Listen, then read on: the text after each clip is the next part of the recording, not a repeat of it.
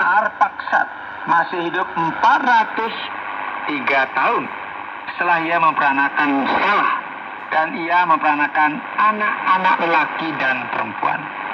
Setelah Selah hidup 30 tahun, ia memperanakan Eber. Selah masih hidup 403 tahun setelah ia memperanakan Eber, dan ia memperanakan anak-anak lelaki dan perempuan. Setelah Eber hidup 34 tahun, ia memperanakan Peleg. Eber masih hidup 430 tahun setelah ia memperanakan Peleg, dan ia memperanakan anak-anak lelaki dan perempuan. Setelah Peleg hidup 30 tahun, ia memperanakan Rehu. Peleg masih hidup 209 tahun setelah ia memperanakan Rehu, dan ia memperanakan anak-anak lelaki dan perempuan. Setelah Rehu hidup 32 tahun, ia memperanakan Serug. Rehu masih hidup 207 tahun setelah ia memperanakan Serug, dan ia memperanakan anak-anak lelaki dan perempuan. Setelah Serug hidup 30 tahun, ia memperanakan Nahor. Serug masih hidup 200 tahun setelah ia memperanakan Nahor, dan ia memperanakan anak-anak lelaki dan perempuan. Setelah Nahor hidup 29 tahun, ia memperanakan Terah. Nahor masih hidup 119 tahun setelah ia memperanakan Terah, dan ia memperanakan anak-anak lelaki dan perempuan. Setelah Terah hidup 70 tahun, ia memperanakan Abram, Nahor, dan Haran. Saudara, Abram kita tahu namanya diubah menjadi Abraham, yang berarti bapa orang banyak.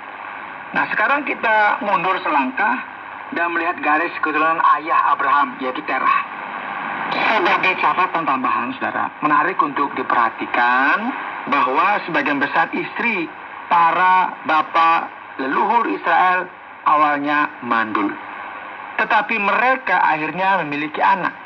Ketika suami mereka mendoakan mereka, mungkin ini adalah gambaran dari gereja, di mana anak-anak iman yang baru dilahirkan di dalamnya ketika orang-orang berdoa dan menyembah Allah. Mari kita lanjutkan di ayat 27. Inilah keturunan Terah. Terah memperanakan Abram, Nahor, dan Haran, dan Haran memperanakan Lot. Ketika Terah ayahnya masih hidup, matilah Haran di negeri kelahirannya di Ur-Kasdim. Abram dan Nahor kedua-duanya kawin. Nama istri Abram ialah Sarai, dan nama istri Nahor ialah Milka, anak Haran, ayah Milka dan Yiska. Sarai itu mandul, tidak mempunyai anak. Lalu Terah membawa Abram anaknya serta cucunya Lot, yaitu anak Haran, dan Sarai menantunya istri Abram anaknya. Ia berangkat bersama-sama dengan mereka dari Ur-Kasdim untuk pergi ke tanah Kanaan. Lalu sampailah mereka ke Haran dan menetap di sana. Umur Terah ada 205 tahun. Lalu ia mati di Haran. Saudara, inilah akhir dari bagian pertama kitab Kejadian pasal 1 sampai 11 yang menceritakan tentang asal-usul dan permulaan kehidupan manusia. Bagian selanjutnya akan dimulai dari pasal 12, yaitu panggilan dan kehidupan Abraham. Anda sedang mendengarkan Jalan 66 dalam rangkaian pembahasan kitab Kejadian pasal yang ke-11.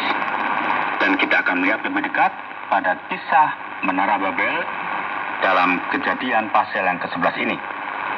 Pak Yohanes, apakah sisa-sisa menara itu masih ada di 1